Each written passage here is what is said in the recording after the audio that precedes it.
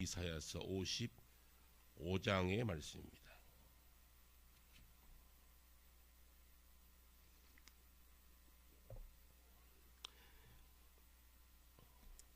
이사야서 55장 구약성경 1035쪽 찾으시면 되겠습니다. 이제 기록된 계시의 말씀을 봉독해 드릴 때 살아계신 하나님의 음성을 다 함께 듣게 되기를 바랍니다. 너희는 여호와를 만날 만한 때에 찾으라. 가까이 계실 때에 그를 부르라. 악인은 그의 길을, 불의한 자는 그의 생각을 버리고 여호와께로 돌아오라. 그리하면 그가 긍휼히 여기시리라. 우리 하나님께로 돌아오라. 그가 너그럽게 용서하시리라. 이는 내 생각이 너희의 생각과 다르며 내 길은 너희의 길과 다름이니라. 여호와의 말씀이니라. 하나님의 말씀입니다. 이제 시온 찬양대 하나님께 찬양 올려드리겠습니다.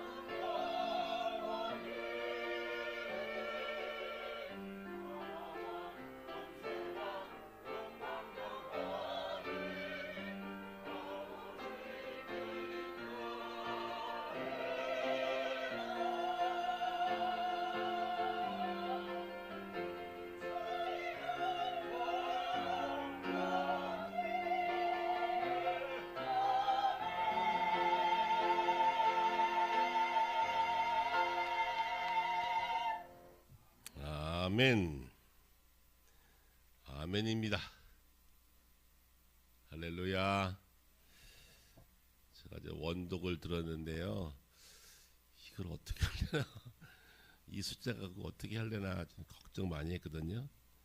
네, 가면 갈수록 잘 되네, 잘하시네요. 한 번 더 하시면 더 잘할 것 같아요. 끝날 때 한 번 더 할까요? 점점 더 잘하시는 것 같아요. 작은 숫자 가지고 이런 소리를 낸다는 게 감사하고요. 우리 남성들이 4명만 더 있으면 완벽할 텐데, 우리 남성들이 저기 앉아 계시지 말고 악보 못 봐도 되니까 이렇게 나오시면 좋겠다 싶어요.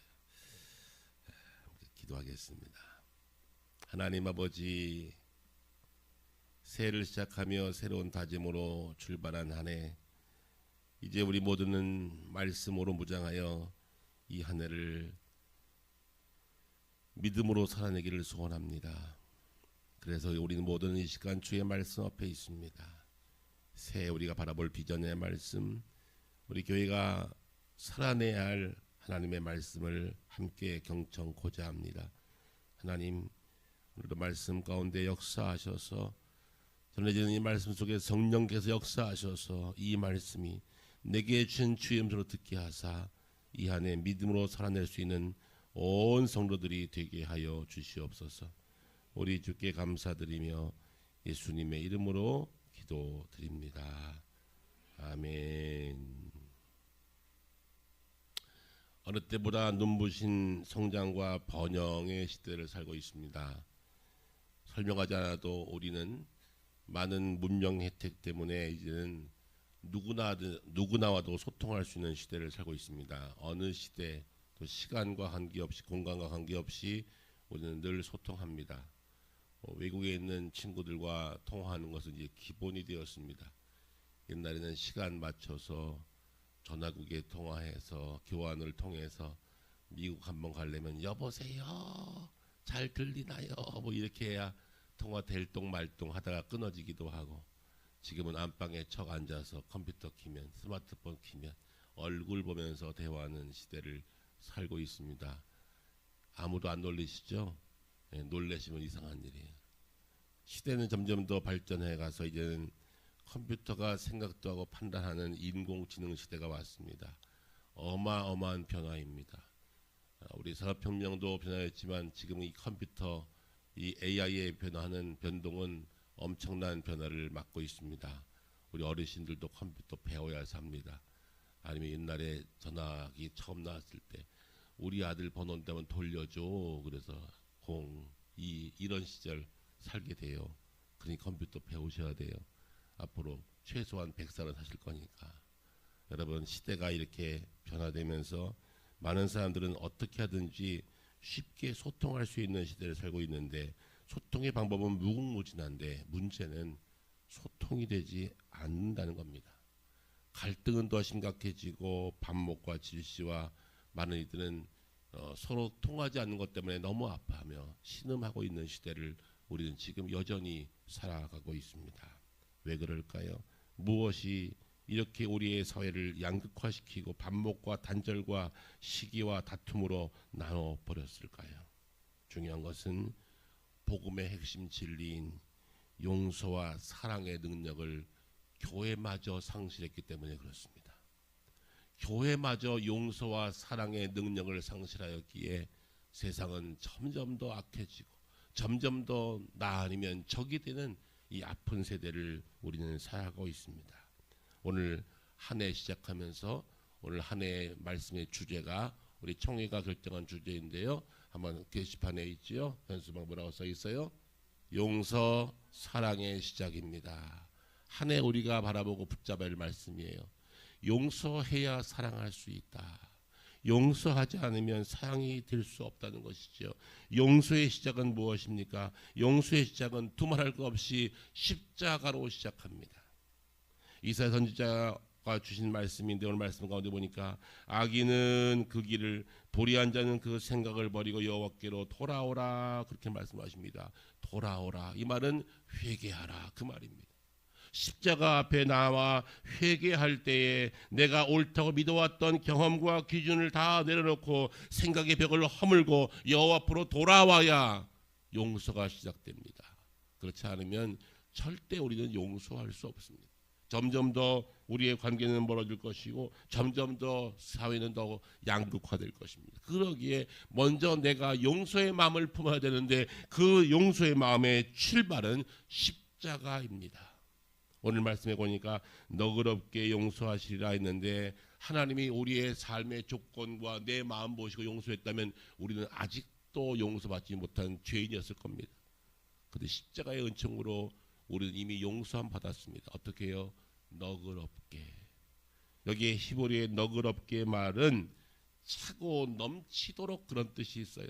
우리를 용서하실 때 차고 넘치도록 용서했다는 겁니다. 하나님이 그렇게 용서했기 때문에 우리가 이 시간 이 자리에 멀쩡하게 앉아서 하나님을 아버지라 부르면서 예배할 수 있게 된 것입니다. 이날 이 말씀을 꼭 기억하십시오. 용서는 하나님의 전적인 은혜로 되어진 것입니다. 그러기에 우리에게 잘 아는 신학자 칼 바르트는 이런 말을 했어요. 하나님의 용서는 인간의 조건이나 자격에 근거한 반응이 아닌 하나님의 절대적이고 주권적인 은혜 행위였다. 너무 말이 어려운가요? 여러분, 용서가 어떻게 시작됐다고요? 하나님의 용서는 우리의 자격과 조건에 대한 반응이 아니라는 거예요. 하나님의 전적인 은혜의 행위로 용서가 시작됐다는 겁니다. 이것으로부터 교회는 출발되었습니다. 십자가가 바로 그런 의미예요. 우리를 용서하신 하나님, 우리의 조건 보지 아니하시고 큰 손 들고 너그럽게 용서하심으로 내가 용서받게 되었고 내가 이 시간 하나님을 아버지라고 부르며 성전에 나와 멀쩡하게 예배드리고 있는 거예요. 아니면 우리는 다 죄인으로 살다가 처절하게 죗값에 다 죽었을 거예요. 그런데 하나님의 너그러운 마음 때문에 하나님의 전적인 은혜로 용서받게 되었다는 사실을 기억해야 합니다. 두 번째로 용서의 실천은 어떻게 실천할 수 있는가? 우리의 마음의 공간을 비워놓아야 용서가 됩니다.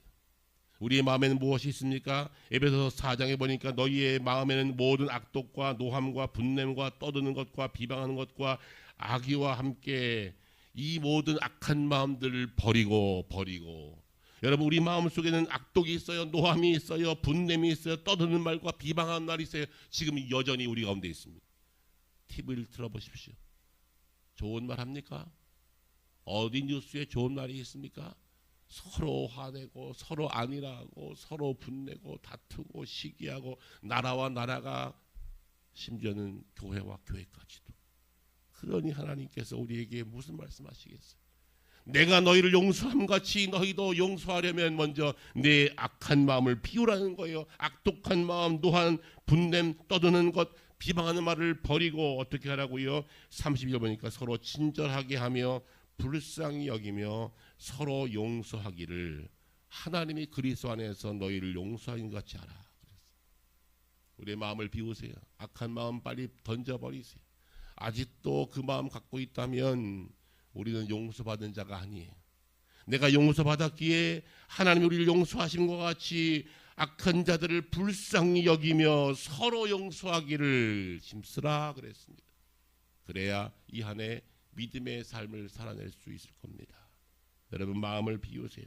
악함과 노함과 분냄과 떠드는 것, 치명적인 이 마음들을 버리시고 친절함과 불쌍히 여기는 마음으로 상대를 바라보시면 용서가 가능합니다. 사랑하는 성도 여러분, 내 마음속에 지금 무엇이 잡고 있는지 혹시 이런 악한 마음이 있다면 뽑아내십시오. 그리고 친절함과 긍휼함으로 채우십시오. 그렇지 않으면 나는 여전히 그러한 마음 가지고 끊임없이 용서하지 못하고 끊임없이 악함을 행하다가 비참하게 죽을 거예요. 이 한 해 우리가 할 수 있는 것은 용서하는 마음이에요. 용서하는 마음을 달라고 주 앞에 기도하는 이 아침 되시기를 주의 말씀으로 부탁합니다. 세 번째로 용서의 완성은 앞에 말씀드렸죠. 용서의 완성은 십자가를 본받을 때 가능하다. 십자가의 상징은 무엇입니까? 십자가는 죽음입니다. 하나님이 죽으셨습니다. 하나님이 죄 때문에 죽으셨습니다. 이것이 십자가의 완성, 용서의 완성은 십자가로 완성된 것입니다. 죽어야 완성됩니다. 그런데 아직 내가 살아있으니 완성이 안 되는 거예요. 용서가 안 되는 거예요. 오늘의 교회의 문제, 오늘의 세상의 모든 문제의 출발은 무엇입니까? 아직 내가 살아있기 때문에 그래요. 그러니 긍휼히 여김이 없지요. 불쌍히 여김이 없지요. 여러분 좀 어떻게 살아가십니까? 저는 조금 나이가 들었는지 몰라도 옛날에는 좀 화도 나고 분노도 생기고 왜 저럴까, 왜 저거밖에 안 될까 그런 마음이 있었는데 점점 가면 갈수록 그런 분들을 보면 불쌍히 여기는 마음이 생겨요. 저렇게 살지 않았으면 좋겠는데, 저렇게 말 안 하면 좋겠는데, 불쌍히 여기는 마음이 생겨요. 이게 용서의 출발이에요. 하나님이 우리를 불쌍히 여기사 하나님의 은혜로 용서가 출발됐다는 사실을 아시고 우리가 먼저 우리의 주변 사람 바라보면서 불쌍히 여기는 마음을 주옵소서라고 기도하는 저와 여러분 되시기 바랍니다.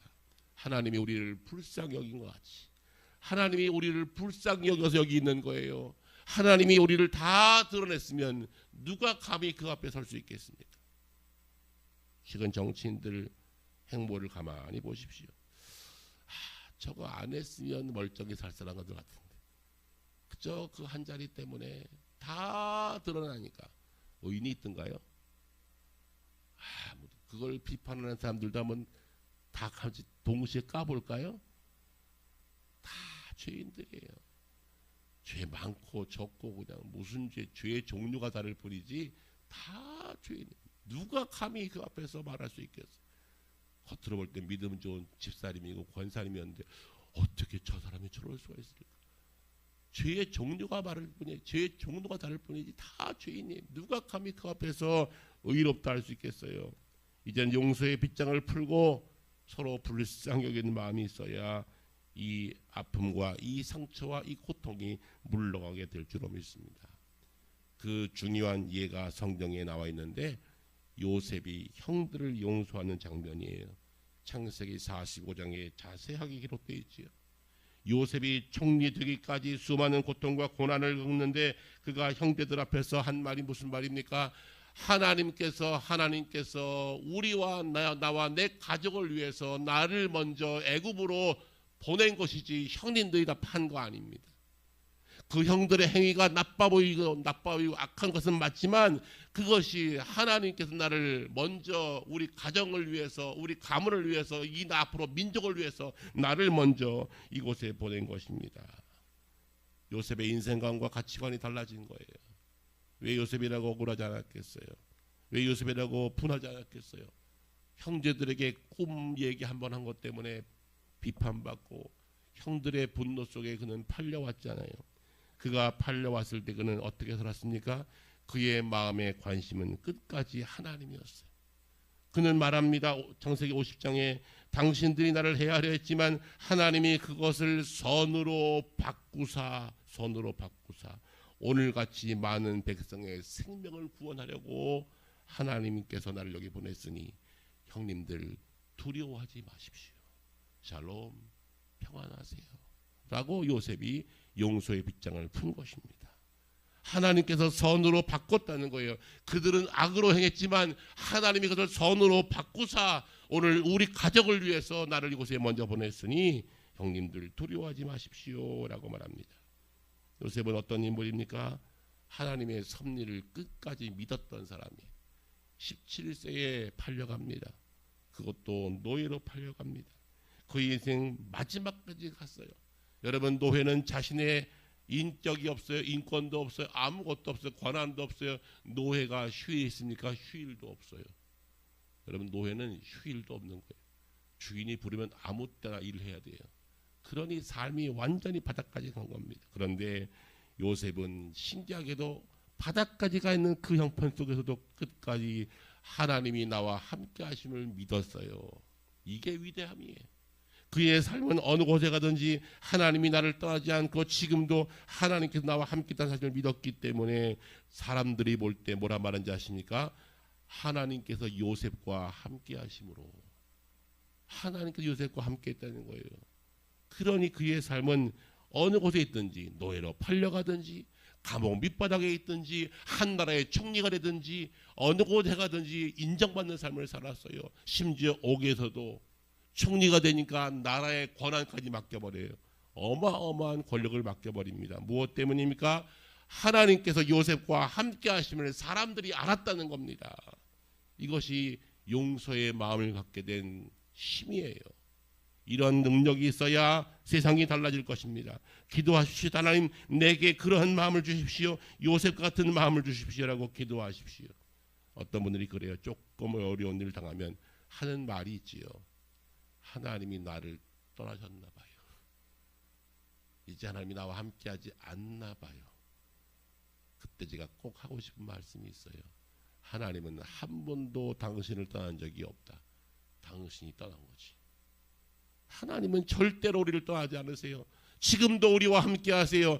바로 요셉과 함께 하나님께서 사람들이 볼 때 요셉 주변에는 늘 하나님이 함께 하심을 볼 만큼의 일들이 벌어진 거예요.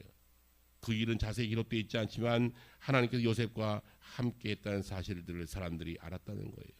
그러고 나니까 그는 복 있는 자가 되었습니다. 어떤 복이요? 인복이라는 복입니다. 여러분, 인복이 뭐지요? 인복이 뭐지? 사람들이 모이는 거예요. 좋은 사람들이 많이 모이는 거예요. 여러분, 권력 있으면 사람들이 모입니다. 돈이 있으면 사람들 모입니다.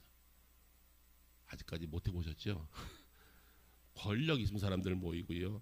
돈이 있으면 사람들 모여요. 저도 나름 목사로서 돈 조금 있을 때 있었어요. 돈 조금. 돈에 대해서 별로 개념 없을 때. 그때 사람들이 꽤 모이더라고요. 잘해주니까, 도와주니까 사람들이 꽤 모이는 것 같아요. 돈 떨어지니까요, 싹 떨어집니다. 권력 있으면 사람들 모여요. 그래서 누구 라인이냐 그러잖아요. 힘의 힘 권력이 사람들을 모으기도 해요. 여러분, 그것이 인복일까요? 권력이 있을 때, 돈이 있을 때 모이는 그 사람이 인복일까요? 요셉은 그렇지 않았어요. 요셉은 그가 어떠한 처지에 있든지 감옥에 가도 사람들이 모였고요. 그가 총리를 할 때도, 그가 보디발의 집에 있을 때도 어느 곳에든지 사람들이 인정받는 사람이 되어서 사람들이 모여서 그와 함께하기를 원했다는 거예요. 이것이 요셉의 인복입니다. 보디발의 집에 있을 때 종의 신분이었지만 사람들이 그를 인정했어요.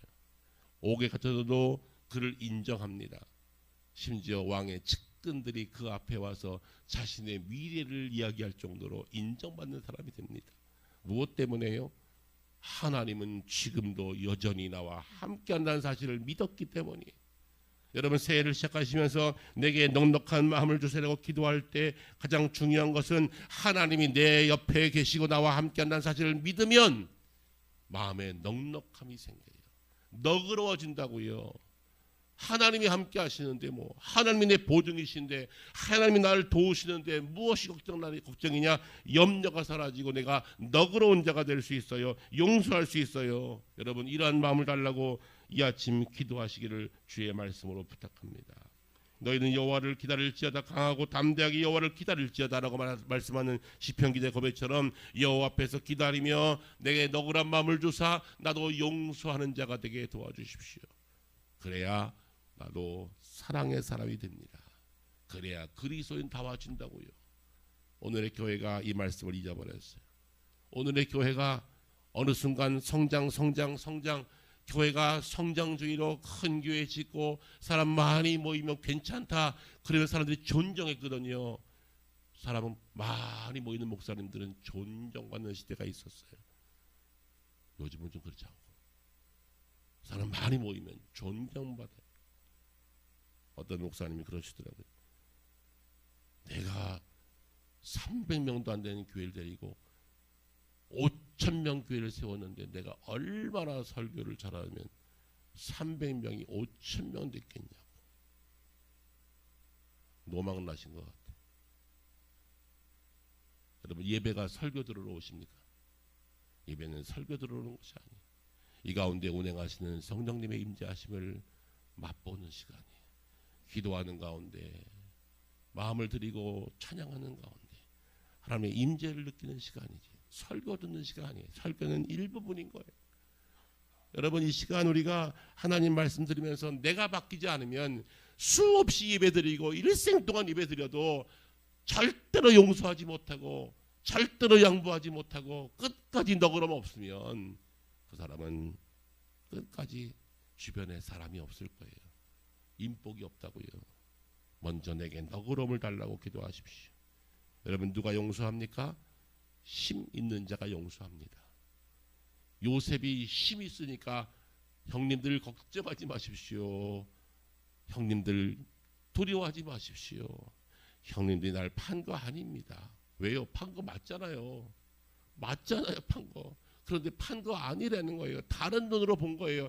당신들이 팔았지만 하나님이 나를 먼저 보내서 더 크게 본 거예요. 크게 본 거예요. 인생도 세계도 크게 본 거예요. 그러니 형님들이 그 판 행위는 하나님의 섭리의 일부분이었다라고 보인 거예요. 여러분, 한 해를 시작하면서 이러한 눈이 열렸으면 좋겠습니다. 하나님의 섭리가 보이고 하나님의 용서가 보이고 하나님의 사랑이 보이면 이제부터 사람은 달라집니다. 어떻게 해요? 사랑의 사람으로 달라지는 겁니다. 2026년도 먼저 마음을 너그럽게 열고 한 해를 시작합시다. 힘 있는 자가 용서한다고 했으니 먼저 용서하고 한 해를 시작합시다. 혹시 마음속에 이렇게 두고 있는 분 계십니까? 막 떠오르죠. 지금 그림같이. 원놈의 자식 두고 보자. 그러면요, 끝까지 우리는 비참하게 살아요. 내가 먼저 용서합시다. 마음을 엽시다. 하나님이 나를 너그럽게 용서하셨으니 나도 내 마음 내려놓고 여호와께로 돌아가 하나님 나를 사용해 주세요. 나를 은혜로 채워주세요. 내가 용서의 사람 되겠습니다라고 고백하면 하나님이 나를 바꾸사 사랑의 사명자로 살게 하여 주실 것입니다. 악인은 그의 길을 불의한 자는 그의 생각을 버리고 여호와께로 돌아오라 회개하라 하셨으니 그리하면 그가 긍휼히 여기시리라. 하나님이 나를 불쌍히 여기신다는 거예요. 그럼 나도 그를 불쌍히 여길 수 있는 거예요. 용서하고 불쌍히 여기고 살면 하나님이 그 사랑으로 우리의 공동체를 바꿔주실 거예요. 우리 교회가 이 한 해 이 말씀 부여잡고 서로 용서하는 관계 되었으면 좋겠습니다. 서로 사랑하며 서로 마음을 너그럽게 풀고 함께 나갈 때 이 공동체는 사랑의 공동체가 될 줄로 믿습니다. 용서, 사랑의 시작입니다. 이 한 해 저와 여러분의 모두의 고백이 되기를 바랍니다. 하나님, 내가 용서하게 하옵소서. 한번 따라 하실까요? 하나님, 용서하게 하옵소서. 우리 모두의 기도의 제목이 되기를 주의 말씀으로 권면합니다. 기도합니다. 하나님,